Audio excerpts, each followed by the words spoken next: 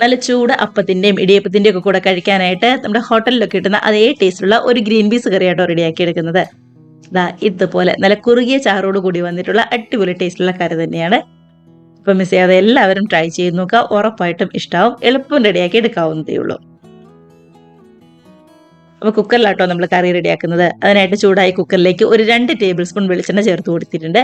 വെളിച്ചെണ്ണയും കൂടി ചൂടായി കഴിഞ്ഞപ്പോൾ നല്ലോണം ചതച്ചെടുത്ത ഇഞ്ചി വെളുത്തുള്ളിയാണ് ചേർത്ത് കൊടുക്കുന്നത്. ഏകദേശം 1 ടേബിൾ സ്പൂൺ അടുത്തുണ്ട്. പച്ചമണമൊക്കെ നന്നായിട്ട് മാറി വരുമ്പോൾ മീഡിയം വലിപ്പത്തിലുള്ള ഒരു സവാള ഈ ഒരു വലിപ്പത്തിൽ കട്ട് ചെയ്തും അതേപോലെ തന്നെ എരിവിന് വേണ്ടി 2 പച്ചമുളകും കൂടി ചേർത്ത് കൊടുക്കുന്നുണ്ട്.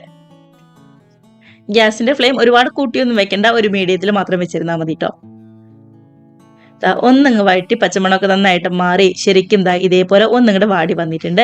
ഒരുപാട് അങ്ങോട്ട് മുരിഞ്ഞൊന്നും പോണ്ട, ഇതേപോലെ വാടി വന്നാൽ മാത്രം മതി.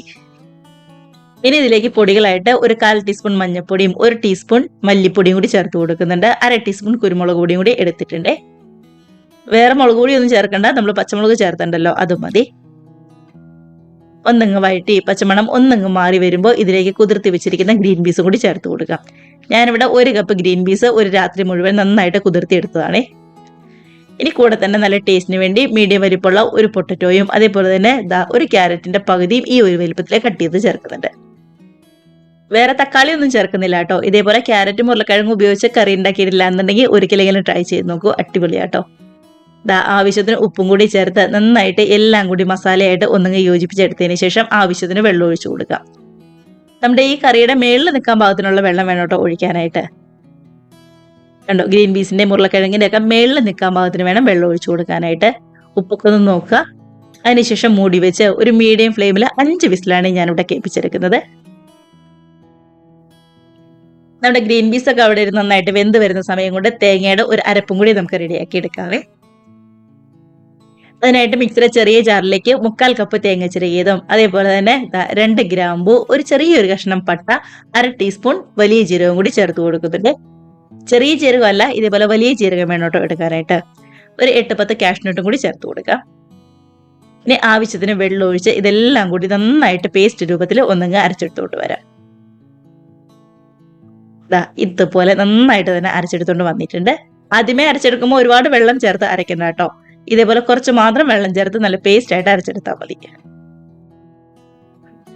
ഗ്രീൻ പീസ് ഒക്കെ ആണെന്നുണ്ടെങ്കിൽ നന്നായിട്ട് തന്നെ വെന്ത് വന്നിട്ടുണ്ട്. കണ്ടോ, ഉരുളക്കിഴങ്ങൊന്നും ഒരുപാട് കുഴഞ്ഞൊന്നും പോവാതെ നന്നായിട്ട് വെന്ത് വന്നിട്ടുണ്ട്. ഇതിൽ നിന്ന് ഒരു 4-5 ഉരുളക്കിഴങ്ങ് ഇതേപോലെ സ്പൂൺ വെച്ച് ഒന്നും ഉടച്ചു കൊടുക്കാം കേട്ടോ. ഇങ്ങനെ ഉടച്ചു കൊടുക്കുമ്പോൾ കറിക്ക് നല്ലൊരു കൊഴുപ്പ് കിട്ടും, അതിന് വേണ്ടിയിട്ടാണ്. മാത്രമല്ല നല്ല ടേസ്റ്റും ഉണ്ടാവും. കണ്ടോ, ഇനി ഇതിലേക്കാണ് നമ്മൾ റെഡിയാക്കി അരച്ചു വെച്ചിരിക്കുന്ന തേങ്ങയുടെ അരപ്പും കൂടി ചേർത്ത് കൊടുക്കുന്നത്. അതിന്റെ കൂടെ തന്നെ ഗ്രേവിക്ക് ആവശ്യമായിട്ടുള്ള വെള്ളവും കൂടി മിക്സിയുടെ ജാറിലേക്ക് ഒഴിച്ച് മിക്സാക്കി ചേർത്ത് കൊടുക്കാം കേട്ടോ. അപ്പൊ ഈ സമയം വേണം എത്രത്തോളം ഗ്രേവി നമ്മുടെ കറിക്ക് വേണമെന്ന് തീരുമാനിക്കാനായിട്ട്.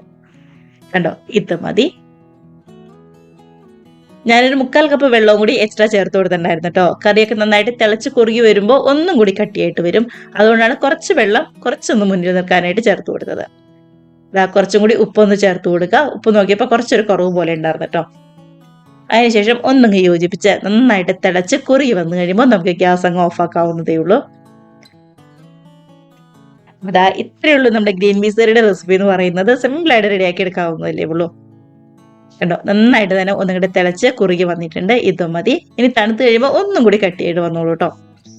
ഏറ്റവും ലാസ്റ്റ് ആയിട്ട് ഒരു 2 തണ്ട് കറിവേപ്പിലയും അതേപോലെ തന്നെ 1/2 ടീസ്പൂൺ നെയ്യും കൂടി ചേർത്ത് ഒന്നുങ്ങ് മിക്സ് ആക്കി ഗ്യാസ് അങ്ങ് ഓഫ് ആക്കാം. ഇതിലേക്ക് വേറെ കടുകൊന്നും തളിച്ച് ചേർക്കുന്നില്ല കേട്ടോ. ഇതും മതി. ഗ്യാസ് അങ്ങ് ഓഫാക്കി ഒന്ന് തണുത്ത് കഴിയുമ്പോൾ കുറച്ചും കൂടി കുറുകി വന്നോളും.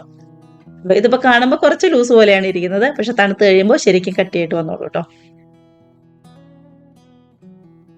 ഏറ്റവും ലാസ്റ്റ് വേണമെന്നുണ്ടെങ്കിൽ മാത്രം ഒരു 1/4 ടീസ്പൂൺ മാത്രം ഗരം മസാല ഒന്ന് ചേർത്ത് കൊടുത്ത് മിക്സ് ആക്കിയാൽ കുറച്ചും കൂടി നല്ല ടേസ്റ്റ് ഉണ്ടാവും. അത് ഓപ്ഷനിലാണ്, വേണമെന്നുണ്ടെങ്കിൽ മാത്രം ചേർത്താൽ മതി കേട്ടോ. തണുത്ത് കഴിഞ്ഞപ്പോൾ നമ്മുടെ കറി ഒന്നും കൂടി കുറുകി വന്നിരിക്കുന്നുണ്ടോ. ശരിക്കും തണുത്തിട്ടില്ല, അതിനു മുമ്പേ കുറുകി വന്നിട്ടുണ്ട്. ഇത്രയേ ഉള്ളൂ നമ്മുടെ റെസിപ്പി എന്ന് പറയുന്നത്. നല്ല ചൂട് അപ്പത്തിന്റെയും ഇടിയപ്പത്തിന്റെയും പൊറോട്ടയുടെയും ചപ്പാത്തിയുടെയും ഒക്കെ കൂടെ കഴിക്കാനായിട്ട് അടിപൊളി ടേസ്റ്റ് ആണ്. മിസ് ചെയ്യാതെ എല്ലാവരും ട്രൈ ചെയ്ത് നോക്കുക. കൂടെ തന്നെ കമന്റ്സ് ഒക്കെ ആണെന്നുണ്ടെങ്കിലും മറക്കാതെ അറിയിക്കണേ. നമുക്കപ്പോൾ ഇതേപോലുള്ള പുതിയ നല്ല അടിപൊളി വീഡിയോസും റെസിപ്പീസൊക്കെ ആയിട്ട് വീണ്ടും കാണാം. അതുവരെ എല്ലാവർക്കും ബൈ.